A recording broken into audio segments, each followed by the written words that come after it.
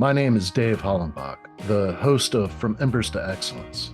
My goal is to explore the many facets of leadership from the perspectives of some amazing people. In addition to leadership, I like to discuss mental health, PTSD, and overcoming adversity. If you have a favorite episode, I would love to hear about it. Message me through social media or my website, and I will share some free tools to help you achieve your goals. Please like, subscribe, and leave a review.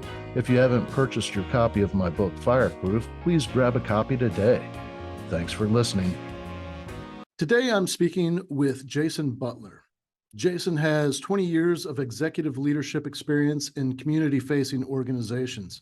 Now he is a keynote speaker and leadership coach that works with corporate executives to strengthen their culture, increase belonging, and expand their influence through the power of servant leadership. He holds a master's in Intercultural Studies, a doctorate in leadership from Duke University, and is the author of The Village Mindset. And, anybody that's been listening to this show knows the importance of servant leadership. We've talked a lot about it.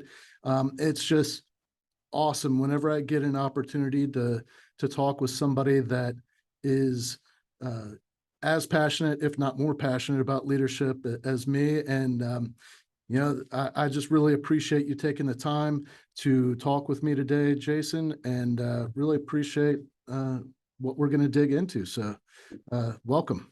Yeah, thanks, Dave. It's great to be on. So let's start off in the beginning with where you were born and raised, and maybe some of your early influences. Yeah, born and raised. Back in the day, I kind of grew up in two places, a little bit in North Carolina, and in the mountains of Virginia, kind of near Blacksburg. So a little bit of both. We were on the move a little bit as a family, and my high school years were spent up in Virginia, a little small town in Appalachia. So I'm a small town country kid at heart. Yeah. Nice. And what did your parents do? My mom, she did all sorts of things, and my dad, well, he did all sorts of things too. So they didn't really, back in the day, they didn't really have careers. They were just working, right? They were just working folks, blue collar, folks, just making a living. And then my mom and dad split up, and that's when we moved back to where my mom grew up, and she became a nurse later on. As I was a little bit older, she became a nurse. That's where she worked most of the time, worked night shifts. I'm all my life. I'm the oldest of four. So mom working night shifts, sometimes two jobs as a single mom. And I was really, in a lot of ways, ran the household in some ways, cooked a lot of dinners. They weren't great dinners, macaroni and cheese and hot dogs, but, did laundry. I was with four kids, and I was the oldest, really relied upon to kind of grow up fast and take a lot of responsibility early. With that experience, having that responsibility to really help your mother and help your siblings. That's really the earliest leadership kind of development that you received, right? Yeah, absolutely. I mean, there's where the formation started, and really to help people. And so I'm a helper.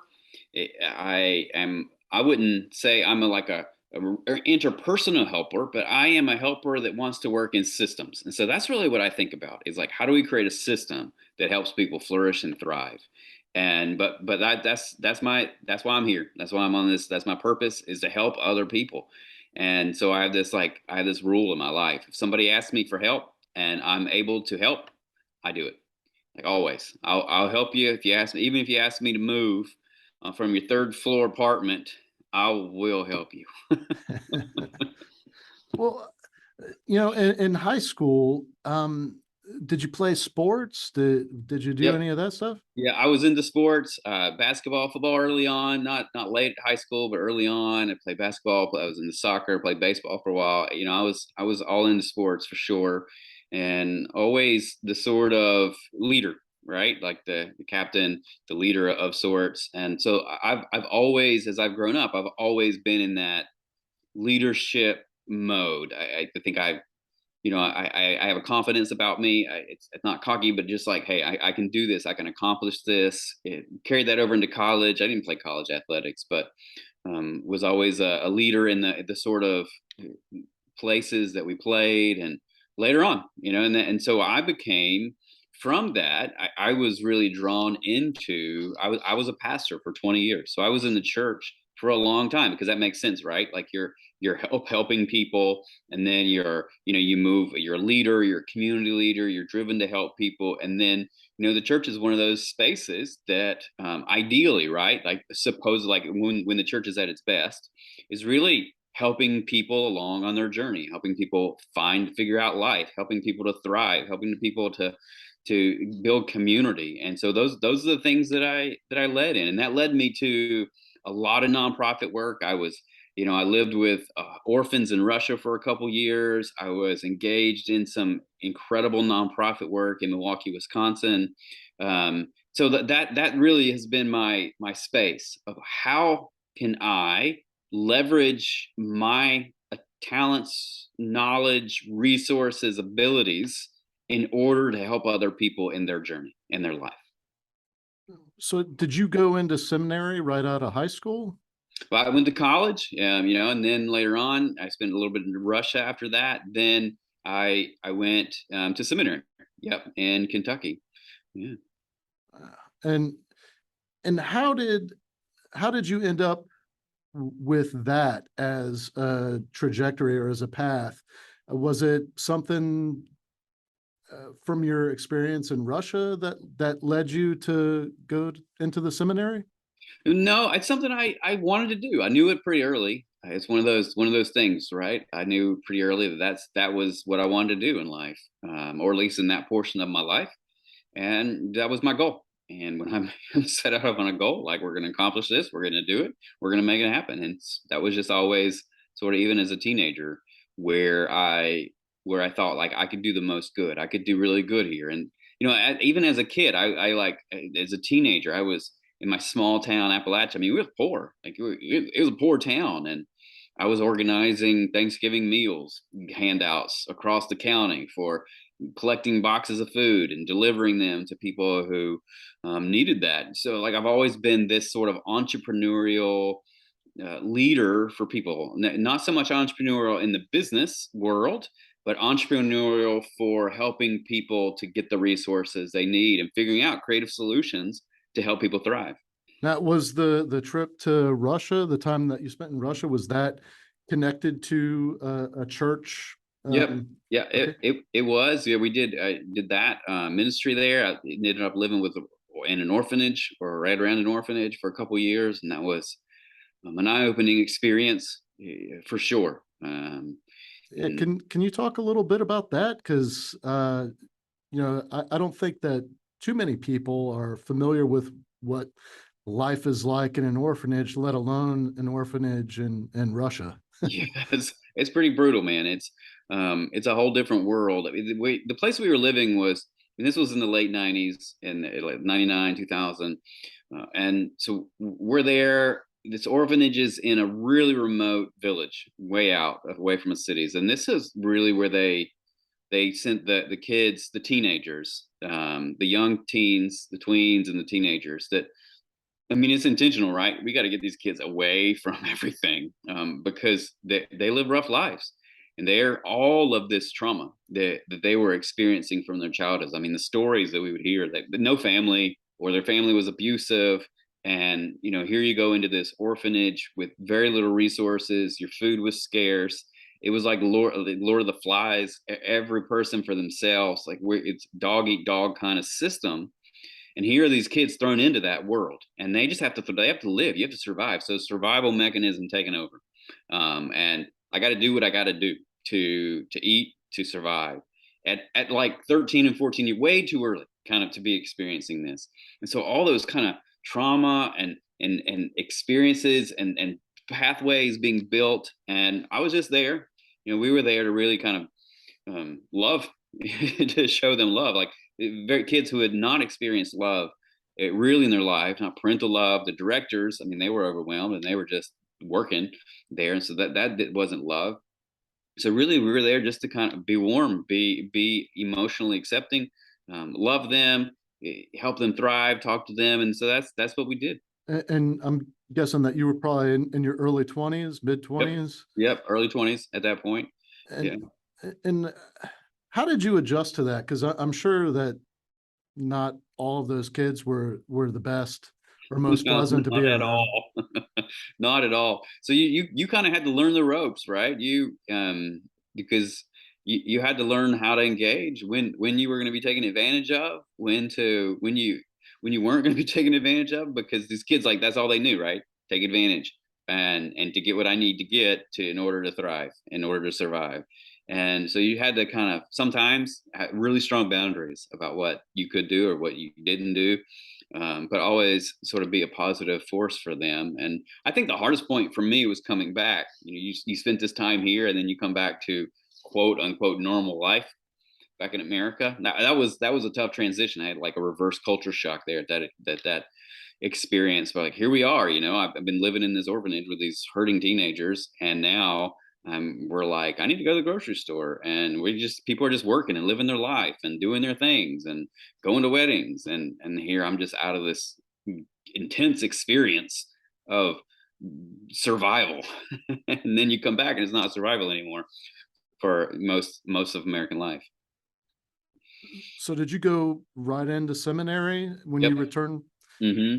And that was that the plan all along, that when you finished in Russia, you return? Yep. And Yeah, that was the plan. and can you talk a little bit about your experience in the seminary? Yeah. Because man, I'm not real familiar with what Hmm. that curriculum is. Hmm. How is that as opposed to like just a traditional college education, with some Bible thrown in? Yeah. Well, I had the college. Went to college for 4 years, and then you go to it's basically working on your master's degree here, and it's just like that. It's a master's degree curriculum.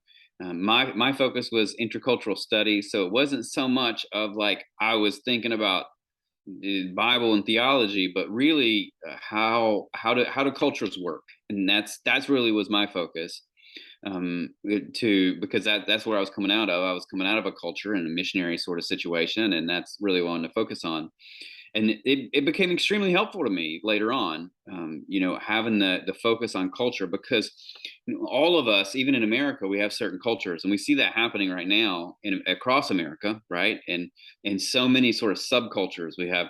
We label them as certain aspects of like liberal, conservative, white culture, black culture, like all these different sort of cultures that we have, celebrity culture, and all these are intersecting in our worlds all the time. They're coming together, and they're genuinely different cultures. And so if we like thought of like Norwegians and Swedens and Germans kind of coming together, like they have different experiences, they have different ways of thinking, they have different expectations for the world.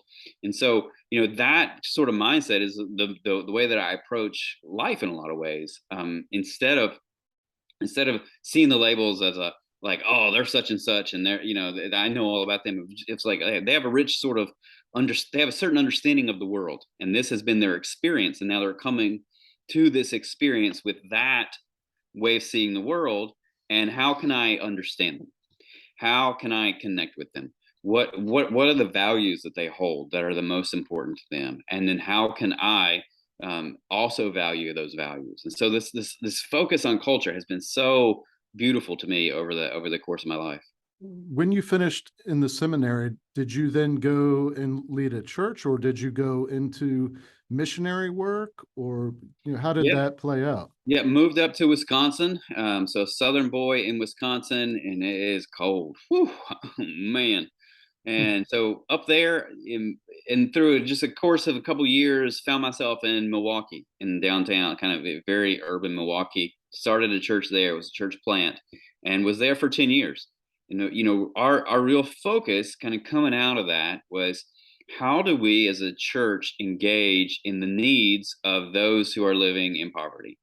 And so how do we mentor kids? How do we create systems that connect business leaders with kids who are living kind of in the central city, who are very poor, and not a lot of resources? How do we connect business leaders to mentorship opportunities for them to really help them to begin to understand, wow, there's a different world, I can be this thing, here's what I need to do. And so we were all about, how do we open doors, How do we make connections, and how do we build community for people who are living in poverty?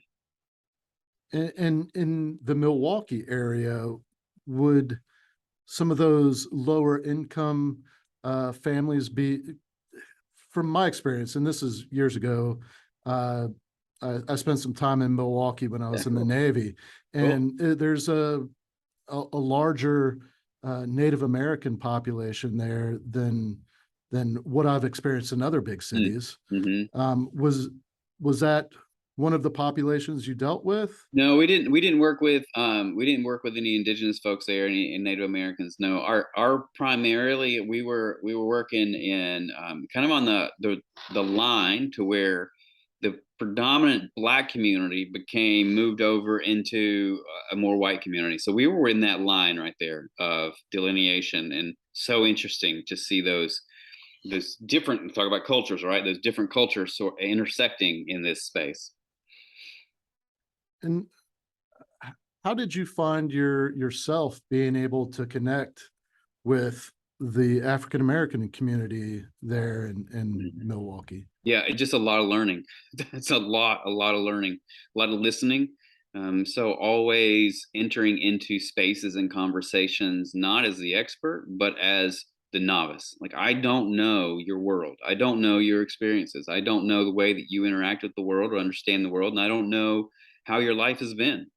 And because my life has been one way, but your life has been another. And so really entering in as a learner to try to understand people's experiences, why do people react the way they react? Why do people, it's because of their experience, right? They've had a certain experience in a certain direction, and that has formed how they interact with the world. And so for me, coming in as a not native, and like, okay, I want to learn, and genuinely I want to learn. It's not just like I want to learn so I can do something for you or get something out of it. Like, no, genuinely I really want to understand, because I want to connect with you and I want to value what you value. And so really through that experience was just so rich and beautiful for me to learn another culture and to value that culture in a way that I hadn't before. How did you find yourself being of service to that community? Mhm. The biggest way that I was of service was to bring my networks with me, right? So they've done studies. These are really cool studies about what helps people out of poverty the most, like what pieces, and it's all about networks. It's not about some about programs, but it's about networks.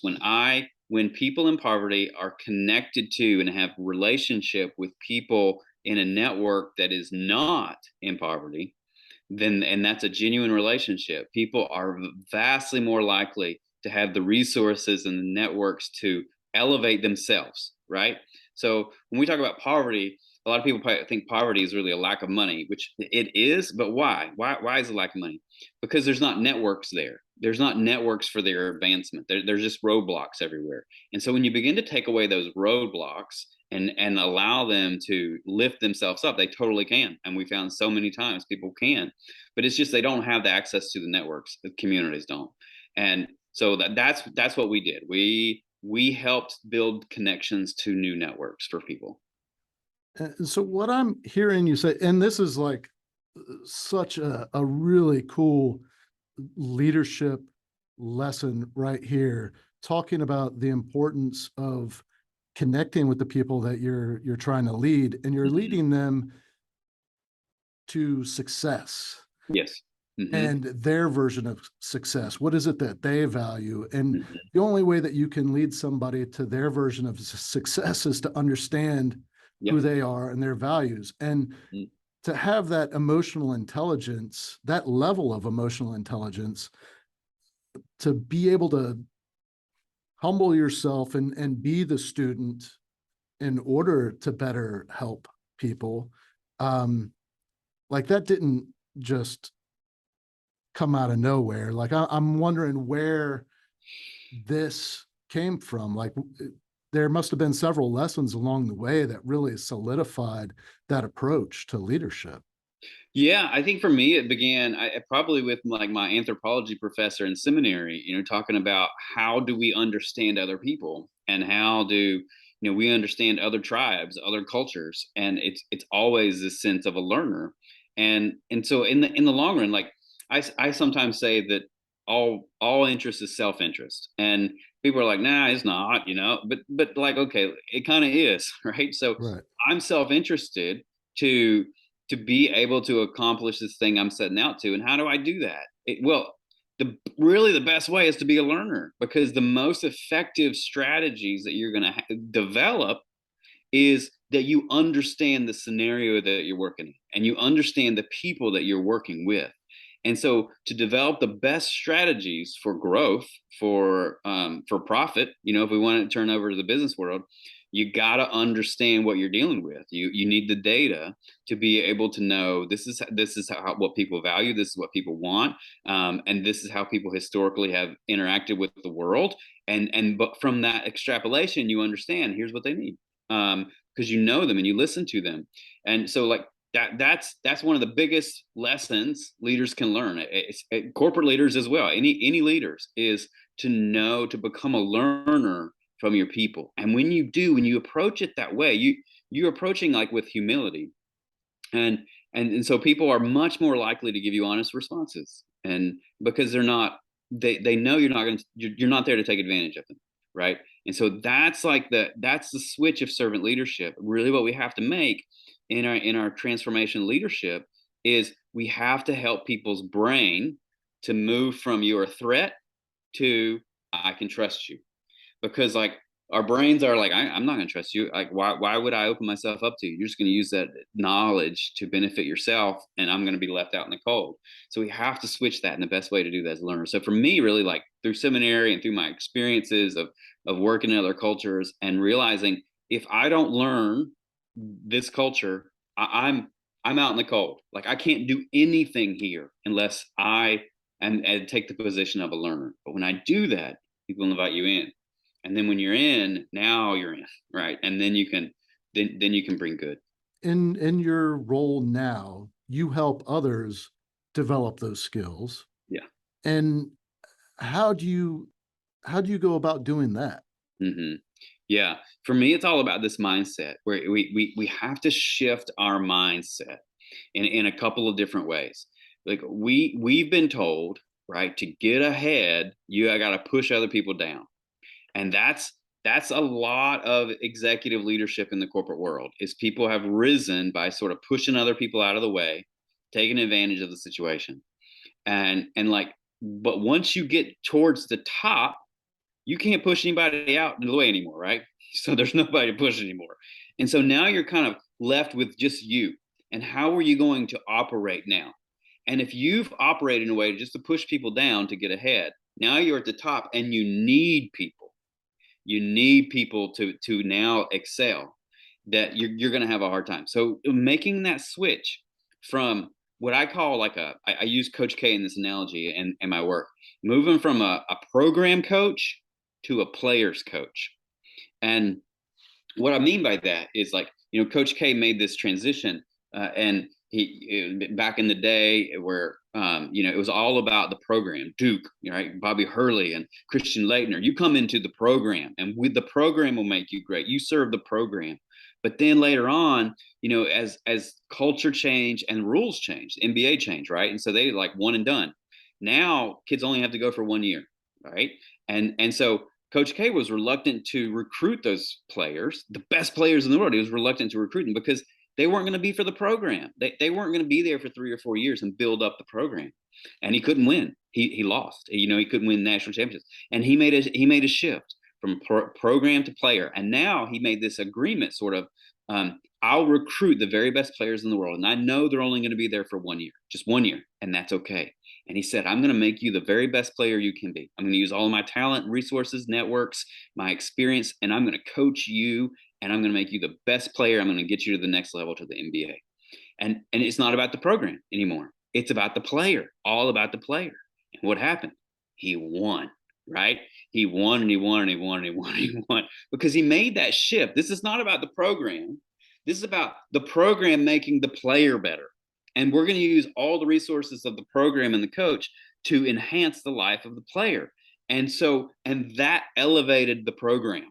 and the program benefited. And so that's the shift that we have to make in leadership, moving from like, is this company about the company? And like, well, you came to work here, you should be thankful for your company. Like, no, you're not going to succeed probably. But if your company is using its resources to make the employees better, like we're here to make you better, and we're going to help you whatever you need. We're going to give you the resources, network development. We're going to introduce you to new people, so that you can advance in your career. Everybody's going to work there. Like, we're going to be like, yes, I want to work with that leader. He's going to make me better, because all interest, self-interest. And that's going to help your company rise and your leadership rise. It's really interesting. There's so many parallel. I wrote about this concept in my book, selfish altruism. So where you are working very hard at developing yourself, whether it's about learning the value of the culture that you're leading, learning about the people that you're leading, finding about their values, but seeing how best you can help them or serve them, and then really developing those skills within yourself to better serve them. And when you're better able to add value to that team and give of yourself freely and really develop the team, develop all of them, they're going to model that behavior and add value to the team. They're going to add value to themselves as well.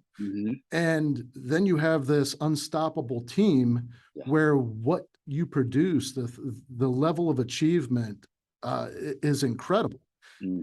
And you as a leader benefit immensely. And you know that you're going to, because that works. That model works every time, all the time. When you put others ahead of yourself, you're going to achieve a level of fulfillment just by putting other people first. That's right. And there's actually this great book. I use it all the time. I write about it. That uses like what you just said, right? So the book's titled "The Power Paradox," and so this guy is a PhD researcher at Berkeley, and he wrote this book. He studied power for 20 years, like as a researcher, and asked the question: how do people gain power in society? Like, how do people become leaders in society or in business? And his conclusion was exactly what you were talking about. His conclusion is the leaders in society are the ones that help others become better. And because they're helping others become better, we trust them and we give them our resources, and that elevates the leader.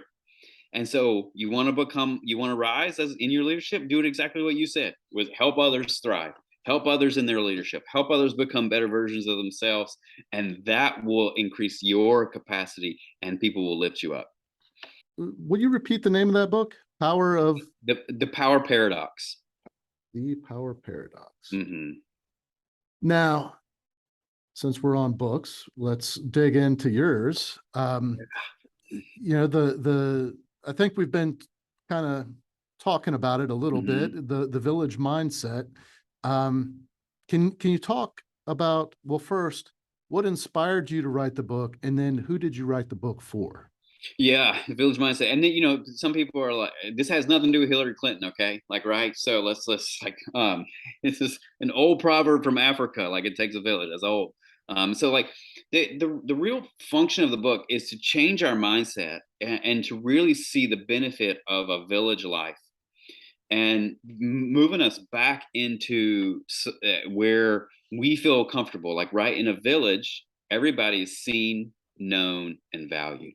And so that's really what I'm trying to create in this book, is servant leadership that that creates belonging. And belonging is a buzzword, in the employee workforce world, and basically just means like we feel a sense that we belong here, that we're valued for who we are, and we know that our leaders want us to there. And so, how do we create that in our workplaces? And to me, it's all about servant leadership. And servant leadership is not about bringing your employee coffee. It's about empowering them to be the best that they possibly can. And so that you're talking about, what I've been talking about. And so, there's 5 principles of the village mindset that I talk about. The first is empowerment. The next is connection. The next is support. And then we talk about purpose and social investment.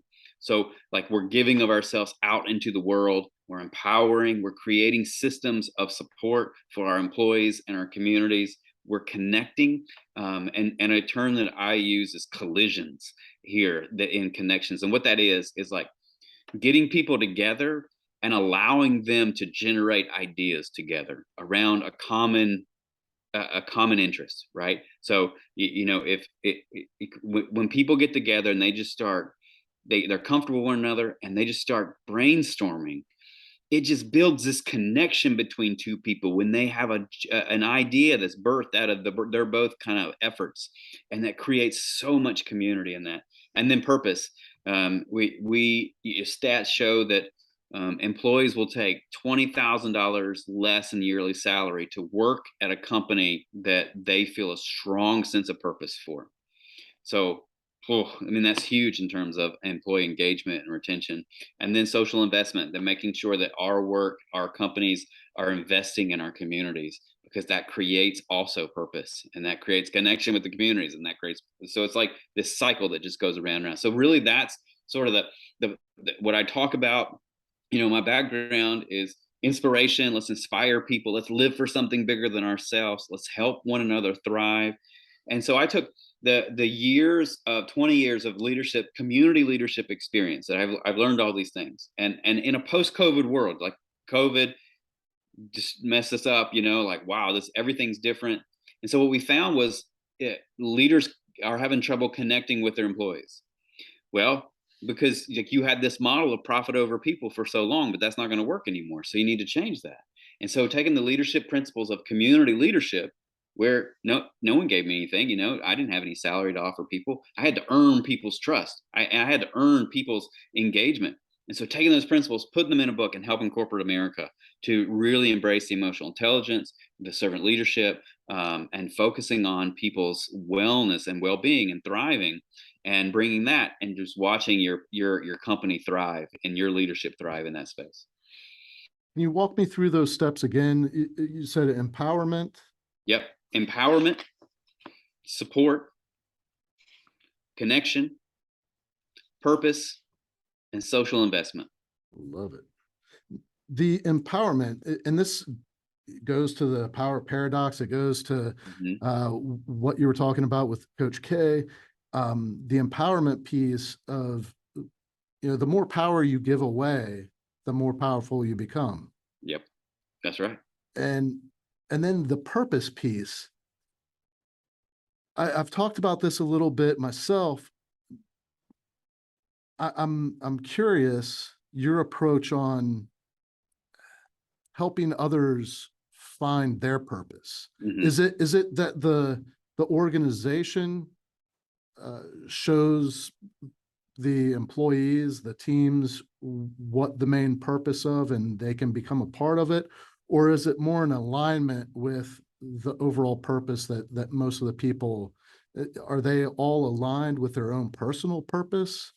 No, I don't think it has to be, right. I think as long as there's purpose, and that can be different purposes. Everybody has to feel like I've got a different purpose and you got a different purpose, but like they're in an ecosystem, in a system that also values purpose.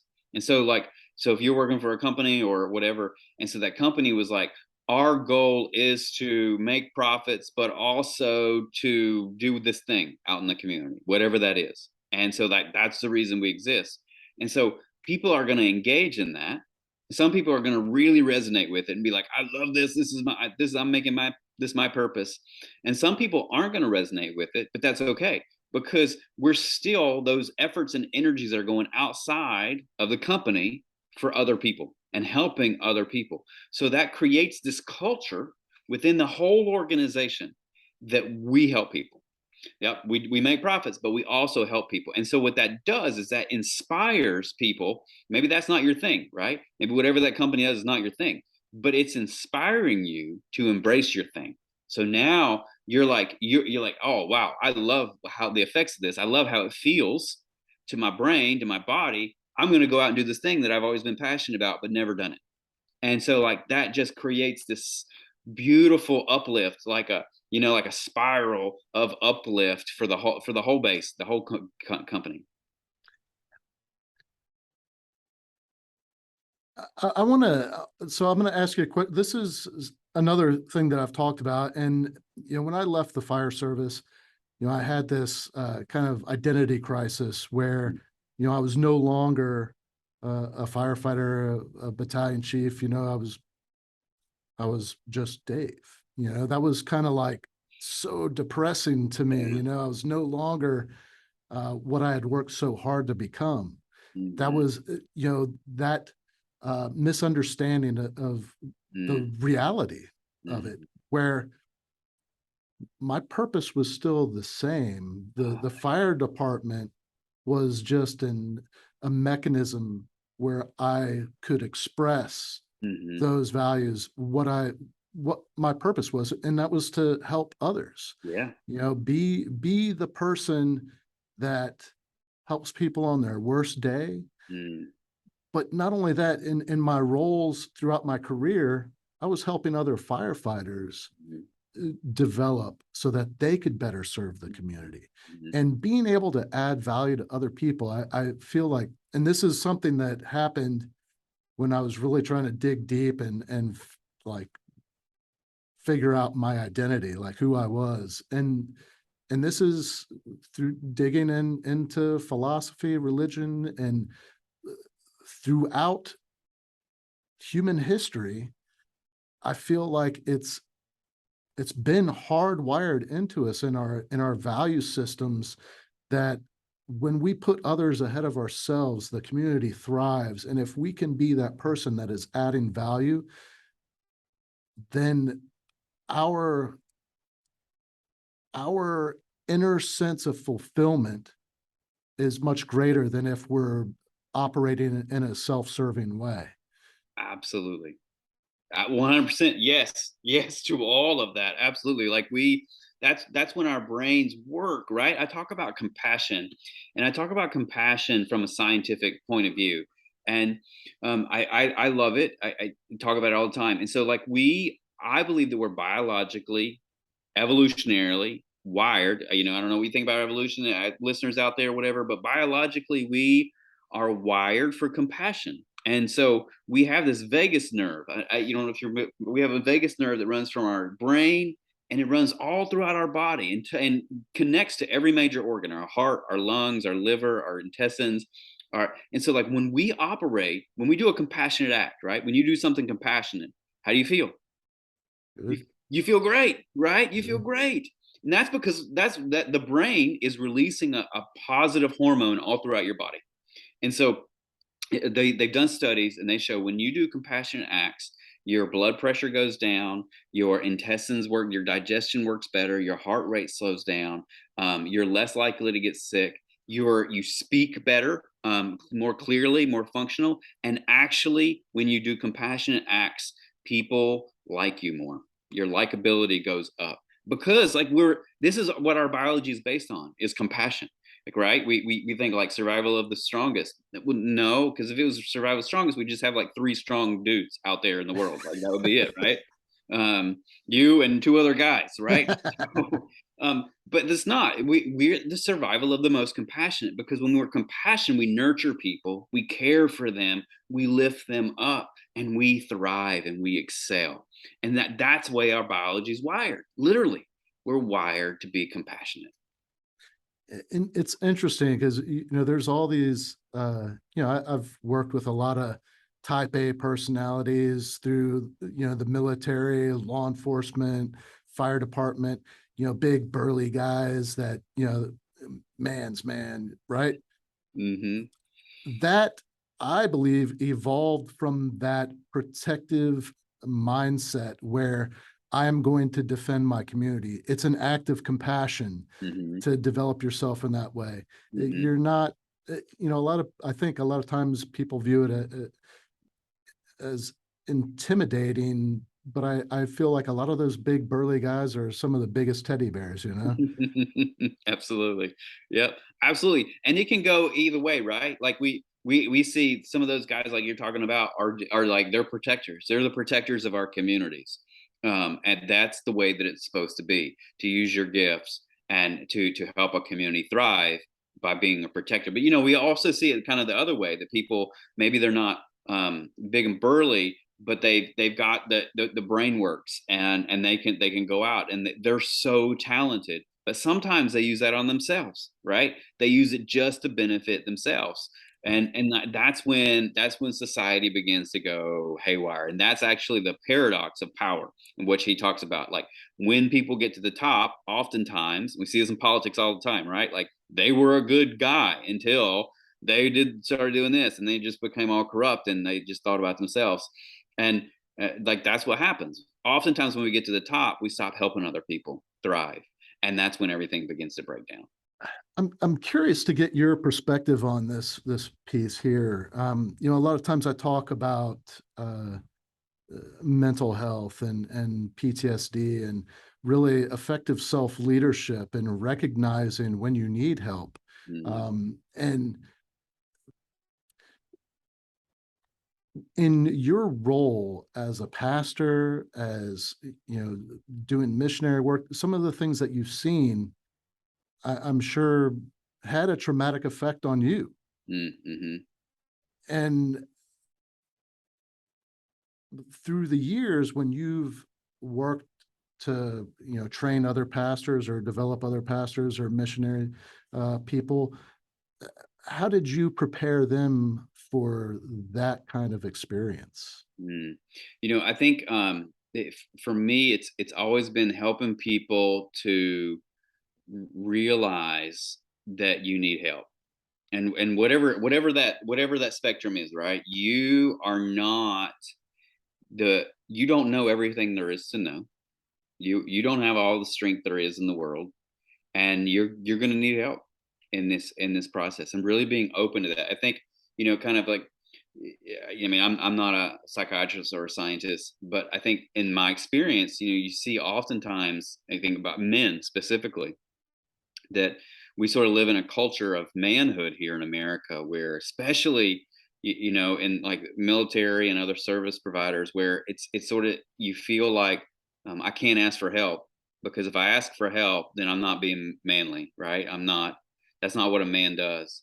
But it is actually, right? Like, so, like, for us to ask for help so that we can be the best, so that we can help other people, because that's what, if we're not getting the help we need, we can't help other people, because we have a block there. And so many times in counseling men and working with folks, of like, always be a learner. That's the space. Always be open to help. When somebody has advice for you, don't be offended at it. Be open to it. When somebody has a suggestion for you, don't be offended at it and think like you're not adequate. You are. Just receive it, and think like, okay, that could make me better for my people. That can make me a better human, a better protector, better whatever it is. And so I think for me, always been like helping people open themselves up to help, and humility, right? And understanding, like, we all need each other out here, in so many different ways. Awesome. And I wanted to circle back to who is the primary audience that you wrote your book for? Yeah, for me, it's those corporate executives that are working in the business world, that are experiencing COVID, and in a business world with lots of employees, and things don't work the way that they used to. And people have different expectations. People have different desires now. How do we make these really tough decisions of hybrid work, benefits for people? How do we operate our culture and our business in this world that's now different? COVID changed a lot of things for a lot of people, and we're not going back to the way that it was. So how then do we adjust? And so for me, that the way to adjust is to be a learner, right? To learn people, to invest in people, to be compassionate, to be empathetic, to have emotional intelligence. And so really this book is for those corporate executives that are saying, like, what the things that I did to get here don't work anymore. What do I need to do to make this work? And like, here you go. It's the more human side of leadership instead of the data side of leadership. This is the human side of leadership. And right now, in a post-COVID world, it's needed more than ever. Well, speaking of that, for those listening that that want to get a copy of your book or connect with you professionally, have you come speak to their organization or at one of their events, what's the best way for people to connect with you? Yeah, absolutely. You can go to my website, thevillagemindset.com. You can find me on LinkedIn. You can buy my book on Amazon, The Village Mindset. So there's a couple different ways to connect with me. All my information is on my website. You can email me and get in touch. I'd love to chat. All right. And I will have a link to your website in the show notes. And just before we go, is there anything that we didn't touch on that you feel you'd like to leave with the audience? No, I think that your perspective of how do we lead in communities, and we lead in communities by helping other people in their most vulnerable state. I think like you are so right on, and that is the leadership that we need in the world, in our country, and just to lift each other up and help one another thrive. No matter, we come from different cultures, different perspectives, different places in the world. We have different color skin, but like, let's get back to that. That's the space that we all can thrive in. Awesome. And thank you so much, Jason. This was great. I really appreciate you taking the time. Thanks for having me on and for all that you do.